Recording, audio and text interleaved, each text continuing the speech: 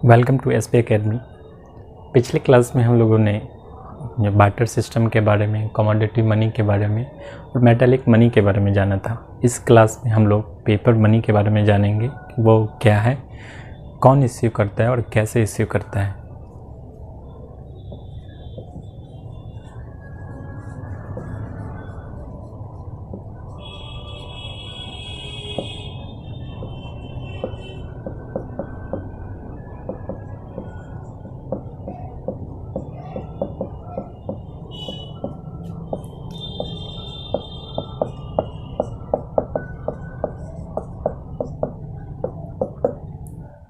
Metallic money के use से trade आसान हो गया था। लोग एक जगह से आराम से ट्रेड कर रहे थे, लेकिन एक जगह से दूसरी जगह ले जाने में वो काफ़ी बल्कि हो जाता था और इस पे चोरी वगैरह का भी डर रहता था। तो कुछ ट्रेड गिल्ड्स सामने आए जो मेटालिक मनी को ले करके एक बिल ऑफ एक्सचेंज, हुंडी की तरह रसीद देते थे, जो दूसरे शहर में जाकर उनके सहयोगी से जो वो रसीद दिखाया जाता था तो वो पेमेंट कर देते थे।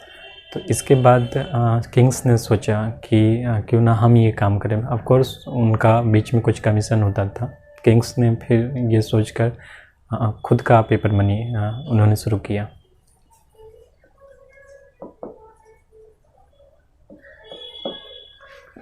पेपर मनी को फिड्यूशियरी मनी भी कहते हैं।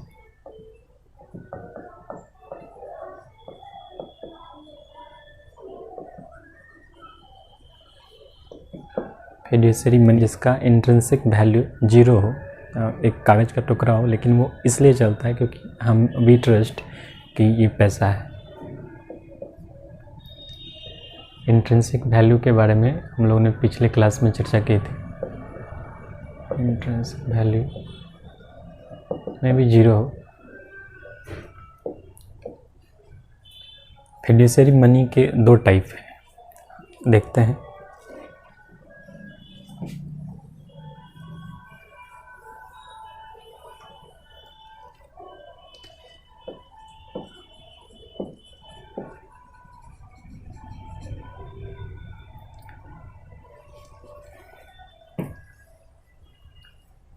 इसके 2 टाइप हैं, एक non legal tender,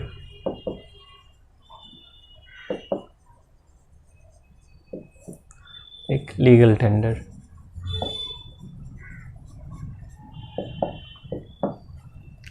non legal tender में जैसे डीडी, चेक, जो करंट अकाउंट, सेविंग अकाउंट में डिपॉजिट है, उसके अगेंस्ट में जो हम लोग इलेक्ट्रॉनिक ऑर्डर जनरेट कराते हैं, वो सारे चीज़ नॉन लीगल टेंडर में आते हैं।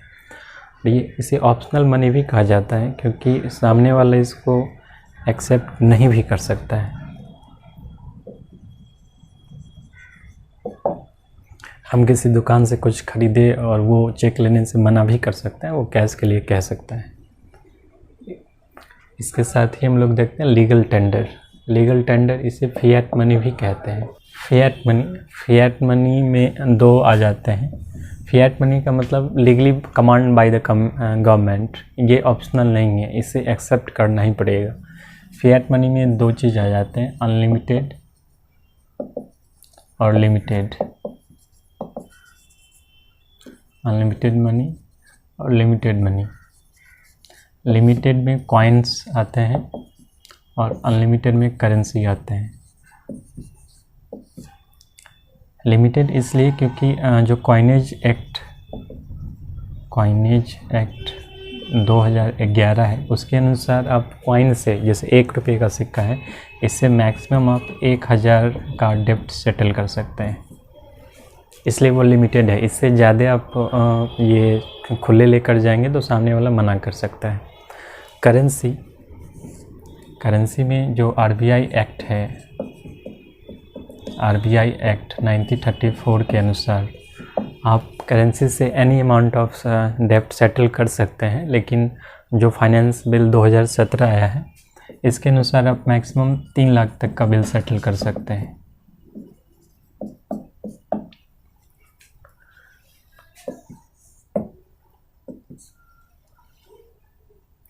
और आरबीआई एक्ट 1934 के अनुसार every bank note is a legal tender.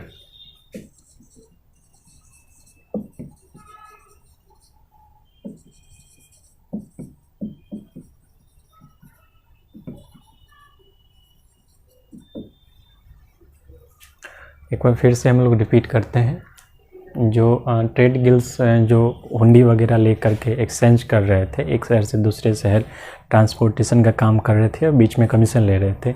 फिर किंग्स ने सोचा कि वही पेपर मनी ले करके आएंगे, ये काम वो स्वयं करेंगे, और इसके बाद वे पेपर मनी ले करके आए। इस पेपर मनी को फिड्यूशियरी मनी भी कहा जाता है, क्योंकि इसका इंट्रिंसिक वैल्यू 0 होता है, कागज़ का सिर्फ एक टुकड़ा। पेपर मनी के 2 प्रकार हैं, नन लीगल टेंडर और legal tender. Non legal tender में डीडी, चेक, कासा यानी करंट अकाउंट, सेविंग अकाउंट का जो डिपॉजिट है। इसके बाद इसे ऑप्शनल मनी भी कहा जाता है, क्योंकि ये एक्सेप्टेबल, सामने वाला एक्सेप्ट नहीं भी कर सकता है। इसके साथ ही जो लीगल टेंडर है, इसे फिएट मनी कहते हैं, क्योंकि फिएट का अर्थ होता है, fiat money legally command by the government, legally command by the government. Fiat money के 2 प्रकार होते हैं, अनलिमिटेड और लिमिटेड। अनलिमिटेड में करेंसी वगैरह जो भी है सारे करेंसी आ जाते हैं, और लिमिटेड में कॉइन्स आ जाते हैं। कॉइनेज एक्ट 2011 के अनुसार अब 1 रुपये के सिक्के से ज़्यादा मैक्सिमम 1000 का डेप्ट सेटल कर सकते हैं। इसके से ज़्यादा सामने वाला एक्सेप्ट कर भी सकता है, नहीं भी कर सकता है। लेकिन जो करेंसी है उसे आप एनी अमाउंट ऑफ डेप्ट सेटल कर सकते हैं। फाइनेंस बिल 2017 के अनुसार मैक्सिमम 3 लाख तक का।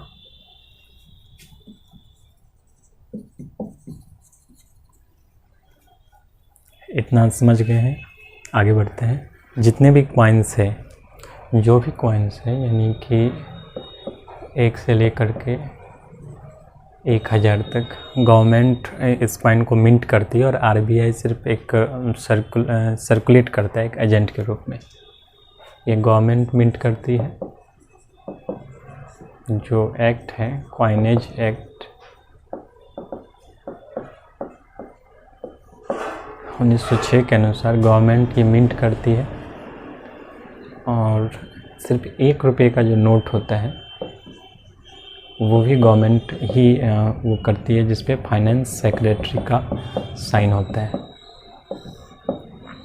इसके अलावा जो भी है वो आरबीआई इश्यू करती है। इसे एजेंट के रूप में सर्कुलेट करती है।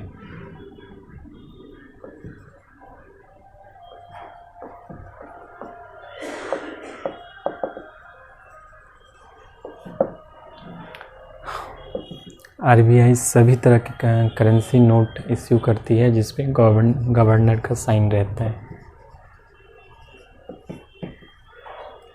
जो कॉइन मिंटिंग प्रेस है वो 4 जगह पे है, देख लेते हैं। मुंबई, हैदराबाद, कोलकाता और नोएडा। नेक्स्ट है कि ये इश्यू कैसे किए जाते हैं।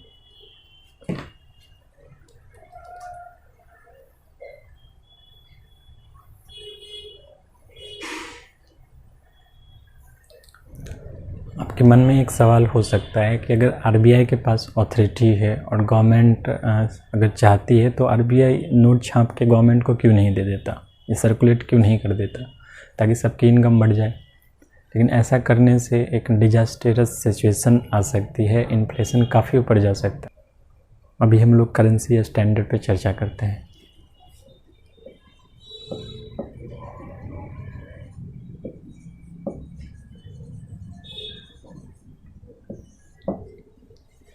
सबसे पहले यूएसए और इंग्लैंड के देशों में जो पेपर मनी आई, तो पहले ये सिस्टम था, इससे पहले 1 ग्रेन समझते हैं। 1 ग्रेन होता है 0.65 ग्राम। तो यूएसए में ये था कि उनके पास जब 22 ग्रेन गोल्ड होगा तो वो $1 का नोट प्रिंट करेंगे। और इंग्लैंड में उनके पास 113 ग्रेन गोल्ड होगा, तब वो £1 का नोट प्रिंट करेंगे। इस हिसाब से जो एक्सचेंज रेट भी हम लोग ये अनुपात बना के कर सकते हैं। 22:113 5 पॉइंट कुछ के आसपास होता है।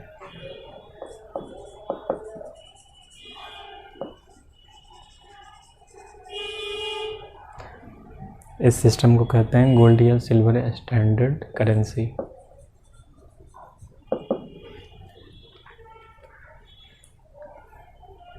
इंडिया में देखते हैं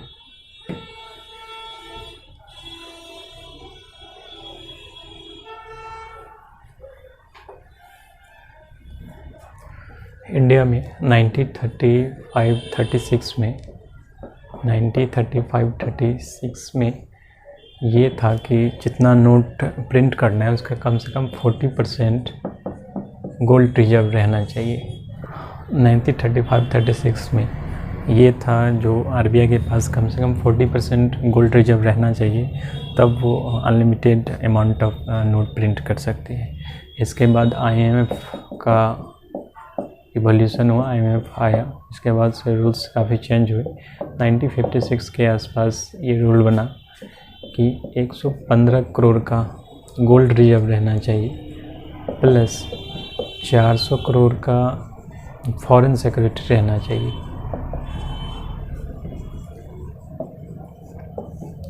जैसे यूएस बॉन्ड हो गया या फॉरेन के किसी बैंक का बॉन्ड हो गया, यूएस सिक्योरिटी हो गया, इस टाइप का कुछ फॉरेन सिक्योरिटी 400 करोड़ का और 115 करोड़ का ये रहना चाहिए। यानी कि 515 करोड़ रहने पे आरबीआई कितने भी note, unlimited amount of note print कर सकता है।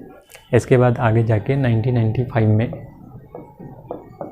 ये फॉरेन वाले इसको हटा दिया गया, सिर्फ 115 करोड़ का रिजर्व रहना चाहिए और प्लस जो भी आप नोट प्रिंट कर रहे हैं उसका कुछ फाइनेंशियल एसेट बैकएंड में रहना चाहिए, जैसे गवर्नमेंट का कुछ सिक्योरिटी वगैरह या गवर्नमेंट का बॉन्ड, इस टाइप का कुछ फाइनेंशियल एसेट बैकएंड में रहना चाहिए, तो आप unlimited amount of note print कर सकते हैं। इसे आगे चलते हैं।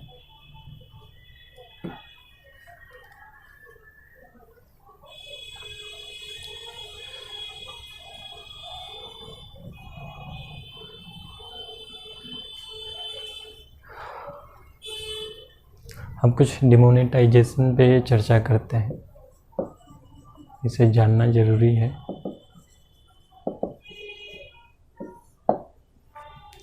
Every bank note is a legal tender, लेकिन जब आरबीआई का बोर्ड रिकमेंड करे तो वो किसी पार्टिकुलर नोट को लीगल टेंडर अब नहीं ये घोषित कर सकता है। इस तरह हुआ भी है। भारत में जो डिमोनेटाइजेशन है वो पहली बार नहीं था 8 नवंबर 2016 को, उससे पहले भी 2 बार हो चुका है। वो देखते हैं कब कब। पहला जो डिमोनेटाइजेशन हुआ था वो 1946 में। इसमें जो 100 रुपये का नोट था उसे डिक्लेयर करना था, जो कितना है क्या है उसका डिटेल डिक्लेयर करना था, और जो 500 का नोट है उसको डिमोनेटाइज किया गया था।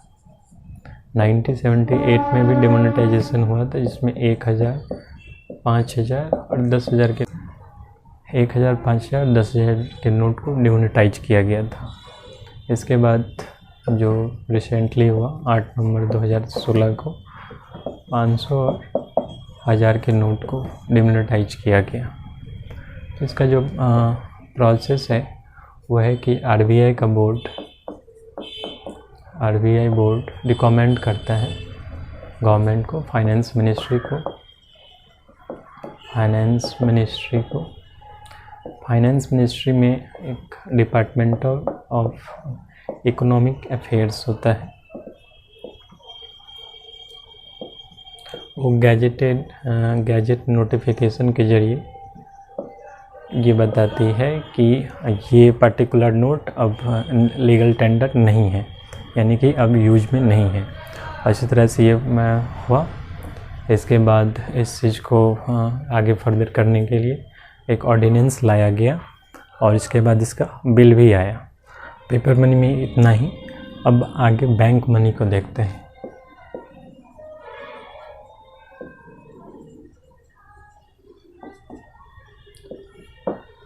बैंक मनी में जैसे पहले भी बताया, जो चेक है, डीडी है, ये सभी बैंक मनी के ही एग्जाम्पल है। फिर लेटेस्ट में अभी यूपीआई, भीम वगैरह जो आए हैं, जो आपका करंट अकाउंट, सेविंग अकाउंट कोई इलेक्ट्रॉनिक ऑर्डर हम जनरेट करवा रहे हैं तो वो सभी चीज़ बैंक मनी के ही अंतर्गत आते हैं। तो जो भी पेमेंट गेटवे है, पेमेंट गेटवे, रुपे, CTC, जो बैंकिंग ट्रांजैक्शन से रिलेटेड जो भी चीज़ें हैं वो हम लोग जो बैंकिंग चैप्टर पढ़ेंगे, बैंकिंग सिस्टम पढ़ें तो इसमें आगे डिटेल देखेंगे। बैंक मनी में यही चीज़ सब आते हैं। इसके बाद जो नेक्स्ट है वह है हमारा क्रिप्टो करेंसी। इसके बारे में हम लोग नेक्स्ट क्लास में क्रिप्टो करेंसी को देखेंगे। इसके पीछे जो ब्लॉकचेन टेक्नोलॉजी है, बिटकॉइन वगैरह है, जिस पे अभी लेटेस्ट में भी चर्चा हो रही है। काफ़ी प्रधानमंत्री जी भी काफ़ी बार इसके बारे में रिसेंटली भी बोल चुके हैं। तो इन सब के बारे में हम लोग नेक्स्ट क्लास में चर्चा करेंगे।